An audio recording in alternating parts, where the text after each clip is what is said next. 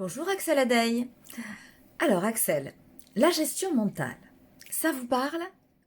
La réponse est oui. Et il y aurait bien sûr beaucoup à dire sur le sujet.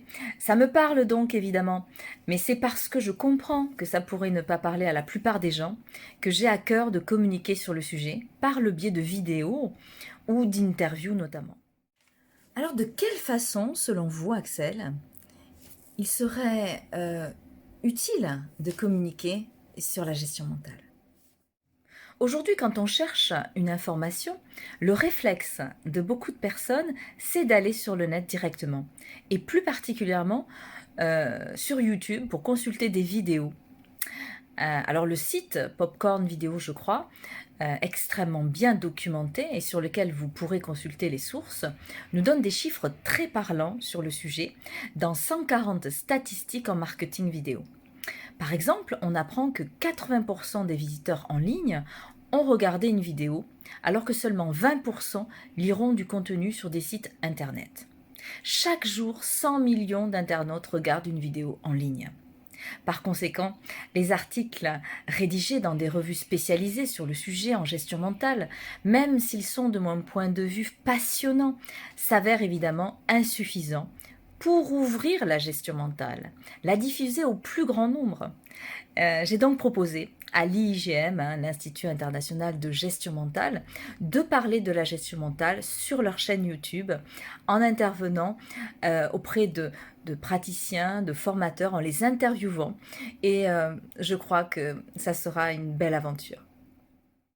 Ne pensez-vous pas Axel que le sujet risque potentiellement d'être assez complexe pour les personnes qui ne sont pas justement initiées à la gestion mentale?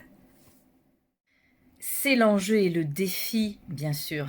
Il est vrai qu'il s'avère périlleux de parler d'une démarche qui se veut introspective, puisque la gestion mentale a pour objectif de mettre en lumière les processus mentaux et les projets de sens à l'œuvre au moment d'apprendre ou de traiter une information.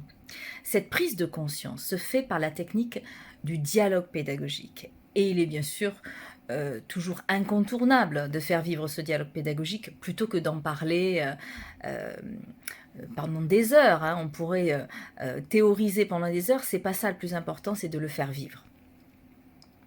Néanmoins, beaucoup d'acteurs de la gestion mentale travaillent sur le terrain national et international pour permettre aux personnes de développer leur intelligence. Par conséquent, j'ai la faiblesse de croire que de leur donner la parole pour qu'ils témoignent de leur expérience à partir d'exemples concrets, en ayant le souci de communiquer de manière simple et de façon à vulgariser les concepts théoriques, ne sera vraiment pas inutile.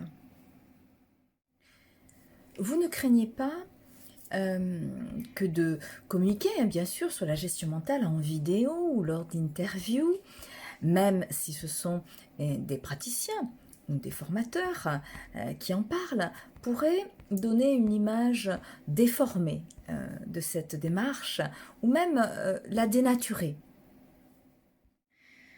Je crois au contraire que c'est l'invisibilité actuelle de la gestion mentale qui contribue à la dénaturer, car cela ouvre le champ, selon moi bien sûr, à un tas de représentations ou de fausses croyances sur le sujet qui desservent les bénéfices d'une telle démarche. On entend de ci, de là dire que la gestion mentale, c'est comme les intelligences multiples, qu'elle ne serait pas valide puisqu'elle mettrait en avant les styles d'apprentissage, considérés d'ailleurs par la neuroéducation comme des neuromythes, c'est-à-dire des croyances erronées sur le fonctionnement du cerveau. Bref, beaucoup de choses qui sont bien sûr insensées et déformées.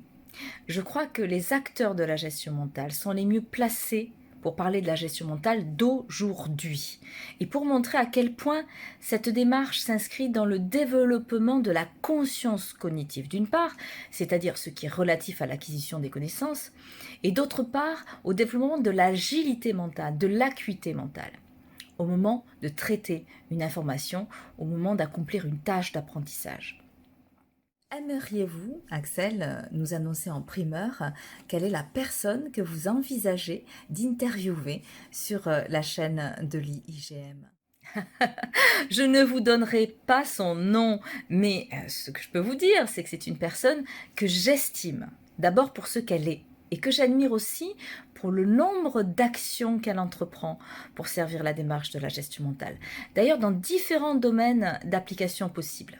Ce sera donc avant tout une rencontre que je vais vous proposer, que je vais proposer de découvrir à tous ceux qui vont surfer sur YouTube.